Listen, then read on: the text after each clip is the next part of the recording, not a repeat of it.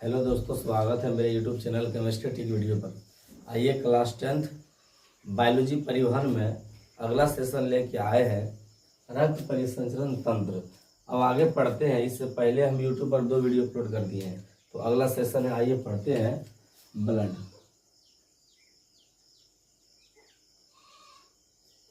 Blood दोस्तों, blood को कई नामों से जाना जाता है। जैसे ब्लड को ही रुधिर कहा जाता है, ब्लड को ही रक्त कहा जाता है और ब्लड को ही खून कहा जाता है।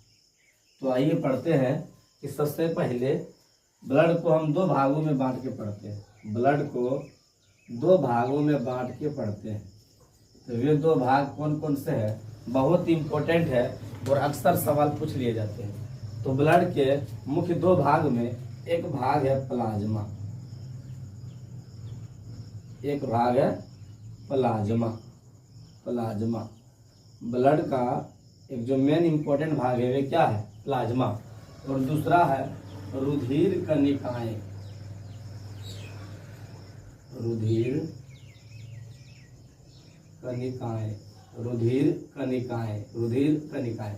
दोस्तों, जो प्लाज्मा है वो ब्लड का लगभग 55% हिस्सा है। अब पूछा जाता है कि प्लाज्मा ब्लड का कितना परसेंट हिस्सा है, तो 55%। और जो रुधिर कणिका है वो 45% है। कितना है, 45%। 45% में रुधिर कणिका में क्या क्या है, आरबीसी, इसके अलावा और क्या है, डब्ल्यूबीसी, इसके अलावा और क्या है, प्लेटलेट्स।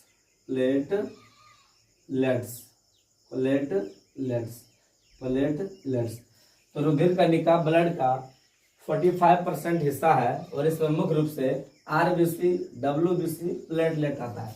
जबकि हम प्लाज्मा की बात करें तो प्लाज्मा क्या है, तो प्लाज्मा जो है हल्का पीला है। प्लाज्मा हल्का पीला है। प्लाज्मा कैसा है, हल्का पीला है। और कैसा है, तो गाढ़ा है। कैसा है, गाढ़ा है। और इसकी प्रकृति की बात करें तो क्षारीय है। प्रकृति की बात करें तो क्षारीय है। अगर पूछे कि प्लाज्मा क्या है, तो प्लाज्मा हल्का पीला है, गाढ़ा है और इसका प्रकृति कैसा है, क्षारीय है। बात करें कि प्लाज्मा में जल कितना परसेंट है, तो प्लाज्मा में जल की प्रतिशत जो है परसेंटेज 90 से 92% है। क्वेश्चन पूछता है कि प्लाज्मा में जल कितना परसेंट है, तो 90 से 92। वही बात करें इसके अलावा जो मिनरल्स है, मिनरल्स मीन्स जो खनिज लवण है, या जो सॉल्ट है यानी लवण है, और इसके अलावा जो प्रोटीन है, ये सब की मात्रा हम लगभग देखें तो 8 से 10% है। 8 से 10% है। तो काफी इंपॉर्टेंट सेशन है। ऐसे सवाल बनते हैं कि ब्लड में मुख्य 2 भाग है, प्लाज्मा और रुधिर कणिका। ब्लड का प्लाज्मा 55% हिस्सा है, वहीं ब्लड का रुधिर कणिका 45% हिस्सा है। 45% हिस्सा में क्या है, आरबीसी, डब्ल्यूबीसी, प्लेटलेट। और प्लाज्मा क्या है, तो हल्का पीला, गाढ़ा, क्षारीय रंग, यानी इसकी प्रकृति क्षारीय है। और प्लाज्मा में जल कितना परसेंट है, 90 से 92। इसमें 8 से 10% में मुख्य रूप से क्या होते हैं, खनिज लवण और प्रोटीन। आगे पूछा जाता है कि प्लाज्मा में कौन कौन सा प्रोटीन है। तो आइए पढ़ते हैं कि प्लाज्मा में कौन कौन सा प्रोटीन पाया जाता है। प्लाज्मा के अंदर कौन कौन सा प्रोटीन पाया जाता है जो रक्त का थक्का बनाता है, कौन सा प्रोटीन है जो रक्त का थक्का नहीं बनाता है। तो काफी इंपॉर्टेंट है, आइए देखते हैं। तो प्लाज्मा में अगर बात करें, मुख्य रूप से 3 टाइप के प्रोटीन है। जो प्लाज्मा है, प्लाज्मा में हम बात करें मुख्य टाइप से कितने तरह के प्रोटीन है, 3 टाइप के प्रोटीन है। तो आइए देखते हैं कि प्लाज्मा में 3 टाइप के प्रोटीन कौन कौन सा है।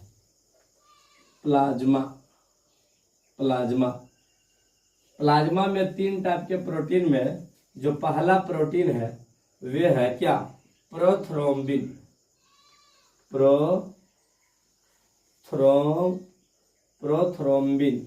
प्रोथ्रोम्बिन।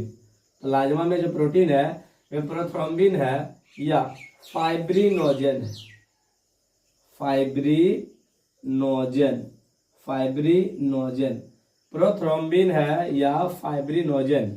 और इसका हम बात करें तो इसका जो मुख्य काम है वे क्या है? ब्लड क्लोटिंग और रक्त का थक्का जमाना, रक्त का थक्का जमाना, रक्त का थक्का जमाना। तो क्वेश्चन पूछे कि प्लाज्मा में वह कौन सा प्रोटीन है जो रक्त का थक्का बनाता है? तो प्रोथ्रोम्बिन और फाइब्रिनोजन। अगला हम बात करें तो दूसरा है, दूसरा क्या है? तो दूसरा बात करें तो दूसरा है एल्बुमिन प्रोटीन। दूसरा albumin protein, albumin protein, albumin protein, albumin protein. दोस्तों अगर पूछे कि प्लाज्मा में सर्वाधिक प्रोटीन कौन सा है? प्लाज्मा में सर्वाधिक प्रोटीन, प्लाज्मा में सर्वाधिक प्रोटीन कौन सा है? तो एल्बुमिन है। और एल्बुमिन प्रोटीन का जो पहचान है वो सबसे पहले कहाँ मिला है? तो जो एल्बुमिन प्रोटीन है उसका अगर हम पहचान की बात करें, पहचान की बात, तो एल्बुमिन प्रोटीन का पहचान सबसे पहले अंडा में हुआ।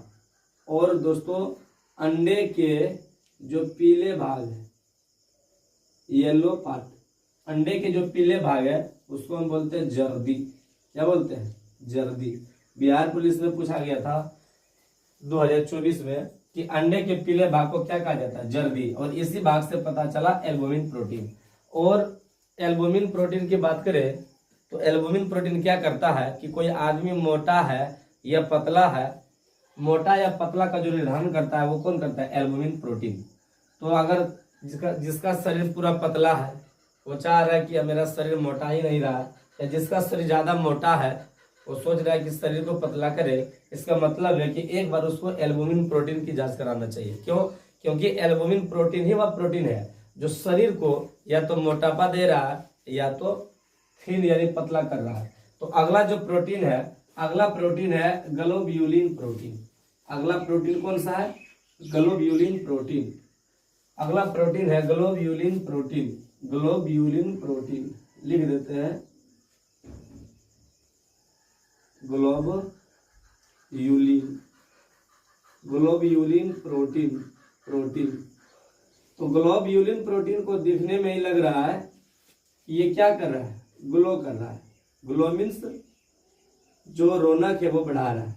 तो इसका जो काम है हम देखें ग्लोब्यूलिन प्रोटीन का, तो ये इम्यूनिटी सिस्टम को मजबूत करता है। हमारे शरीर के अंदर जो इम्यूनिटी सिस्टम है यानी प्रतिरक्षा तंत्र, प्रतिरक्षा तंत्र, इसको क्या करता है? मजबूत करता है। तो क्वेश्चन पूछा जाता है कि प्लाज्मा में मुख्य रूप से कौन कौन से प्रोटीन है? तो प्लाज्मा में मुख्य रूप से बात करें तो प्रोथ्रोम्बिन और फाइब्रिनोजन प्रोटीन है जो रक्त का थक्का जमाता है। अगला है एल्बुमिन प्रोटीन जो प्लाज्मा में सर्वाधिक मात्रा में पाया जाता है। क्वेश्चन पूछे एल्बुमिन प्रोटीन की पहचान सबसे पहले कहाँ मिला? तो अंडा, अंडे के पीले भाग को क्या कहा जाता है? जर्दी। अंडे के पीले भाग को जर्दी। अगला है ग्लोब्यूलिन प्रोटीन जो ग्लो इंक्रीज करता है और ये हमारे इम्यूनिटी सिस्टम को क्या करता है? मजबूत करता है। तो आइए अगला पढ़ते हैं इसके बाद हम कि रुधिर सीरम क्या है। इसके बाद पढ़ते हैं रुधिर सीरम क्या है। रुधिर सीरम क्या है? तो आइए देखते हैं रुधिर सीरम। अगला है रुधिर सीरम, रुधिर सीरम। तो रुधिर सीरम क्या है समझते हैं। तो दोस्तों प्लाज्मा में जितने टाइप के प्रोटीन है, ब्लड का ही भाग है प्लाज्मा, तो प्लाज्मा में जितने टाइप के प्रोटीन है उसमें से mainly prothrombin, prothrombin, prothrombin, plasma में से prothrombin plus fibrinogen, fibrinogen, plasma में से प्रोथ्रोम्बिन और फाइब्रिनोजन प्रोटीन को घटाने के बाद जो शेष रहित भाग बचता है, शेष रहित भाग बचता है, उसी को बोलते हैं क्या? रुधिर सीरम, रुधिर सीरम, रुधिर सीरम। रुधिर सीरम।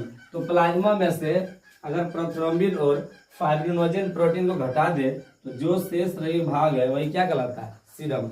अक्सर हम लोग देखते हैं कि अगर कोई व्यक्ति है जिसको मलेरिया या टाइफाइड हो गया है, अगर बॉडी में उसका ब्लड कम गया है या कोई प्रोटीन कम गया है या प्लेटलेट कम गया है, तो दोस्तों क्या करता है, उसको डायरेक्ट डॉक्टर के द्वारा रुधिर सीरम चढ़ा दिया जाता है। जिससे क्या होता है, उसका जो ब्लड है, ब्लड में प्रोटीन की भी आपूर्ति हो जाता है, खनिज लवणों की आपूर्ति भी हो जाता है, और जो जो मिनरल्स इंपॉर्टेंट है बॉडी के लिए, इम्यूनिटी सिस्टम के लिए, वो सारे ब्लड सीरम से मिल जाते हैं। इसीलिए अगर किसी के शरीर में जिसको बुखार लग जाए, मलेरिया है, टाइफाइड है और कई अन्य बीमारी अगर हो जाए और उसके बॉडी में ब्लड में प्रोटीन की कमी हो जाए या और सारे जैसे लवण की कमी हो जाए या प्लेटलेट की कमी हो जाए, तो डॉक्टर क्या करते हैं, डायरेक्ट रुधिर सीरम को चढ़ा देते हैं, जिससे पूरा आपूर्ति हो जाता है।